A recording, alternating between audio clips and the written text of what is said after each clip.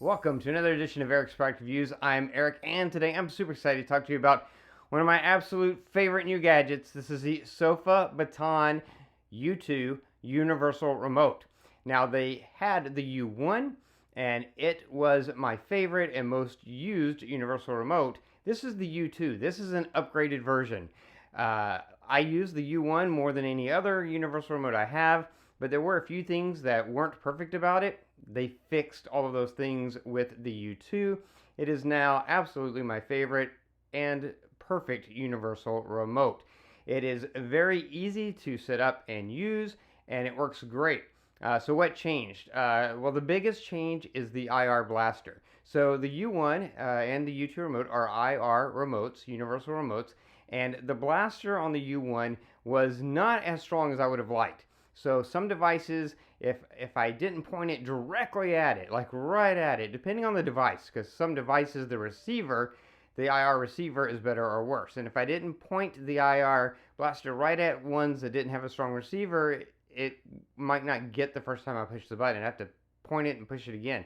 The U2 increases the distance of the IR, the strength of the IR blaster, so now it reaches across the room without any issues at all. I don't have to be so picky about pointing it directly at the device. I mean, it needs to be pointed in the general direction.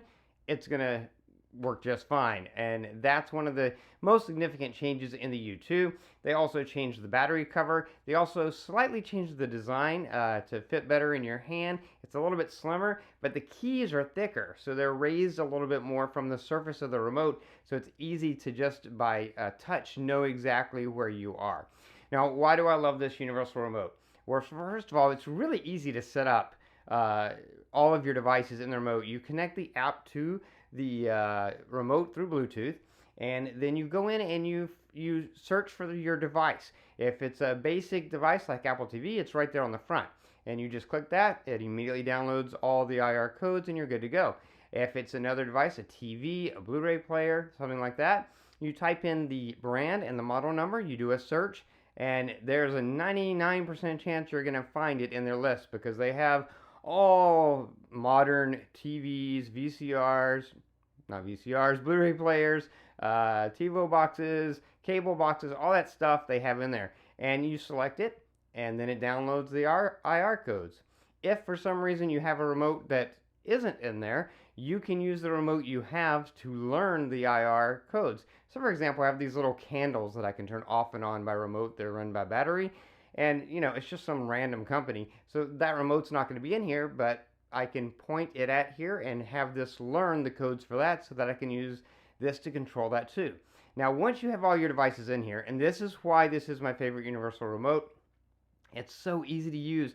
You've got this little scroll wheel, and you just scroll to the device you want to control, and boom, you're controlling it. I scroll to Apple TV, these buttons are controlling Apple TV. I scroll to TV, I'm changing the TV. I scroll to receiver, I'm changing the receiver.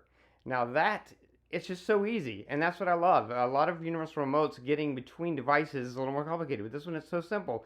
But even better, you can customize. Once you have your devices in here, you can customize the keys. So inside the app, I can go to the Apple TV remote, but I can say I want the volume keys to control volume up and volume down on my receiver. Or I can say I want the number keys to control whatever else I want them to control. I could say I want the red key on the Apple remote to turn on my candles that I put in here. Whatever you want to do, you can change the buttons. You can change the buttons around for the remote itself, make them control different things in that device, but you can also make them control different things from other devices. Additionally, you can program macros. So a good example of programming a macro is if you want to use one of these buttons down here maybe to turn everything on for a specific device. So let's say I'm going to watch a Blu-ray movie. So I put it on Blu-ray and I press the red button. I've programmed a macro so that it will turn on the TV, turn on the Blu-ray player, turn on the receiver, and switch it to the Blu-ray input. All with one button, don't have to change anything, and then I can start controlling my Blu-ray. And I've set the volume buttons to control the volume on the receiver, so I don't have to switch between devices really that often because everything's already programmed. It's so easy to switch between devices, which is one of the things I love about this remote, But I don't have to do that most of the time because I've programmed the keys so that whatever I'm watching, I can just push the button to turn on that stuff with the macro. So this remote is super, super powerful. It's just so easy to get it set up, to get all your devices in it. It's easy to customize the remote control buttons to do what you want them to do for that device. And then it's easy to use any buttons associated with a particular device to control other devices and to set up macros to do multiple things at once. Another great example is the E button. I let it stand E for exit, and so that's my macro to turn everything off from any particular device that I'm using at any point in time. So really, really great. The screen is easy to read. It's not very complicated. It's just a very simple screen that gives the name of the device you're controlling. You have a universal key up here at the top. Whatever you program this button to do, it's a universal button, meaning it will do that one same thing regardless of what device you're on. So it's set as TV, so you could use it to turn your TV on and off just for the power of the TV, regardless of what device you're on. But you could also program it to be a macro or anything you want it to be. And again, it's a universal key, so it'll do that regardless of what you're in. The other thing I love is that the remote sits nicely in your hand, and all the keys that you would expect to have on a remote are there. Some universal remotes, they're good, but they don't have all the buttons that you would normally expect to have, such as play, pause, fast forward, rewind, stop, record, go back, home, menu, navigation keys, volume keys, up and down keys. This has all of those. All those basic keys that you expect to find on any remote are all there, and they're located in the place that would make the most sense for the ones you use most often. The play, pause, and stop are right here where you would normally have your thumb when you're just holding this. The navigation, volume up and down, back, home, and menu button are right above that. So perfect.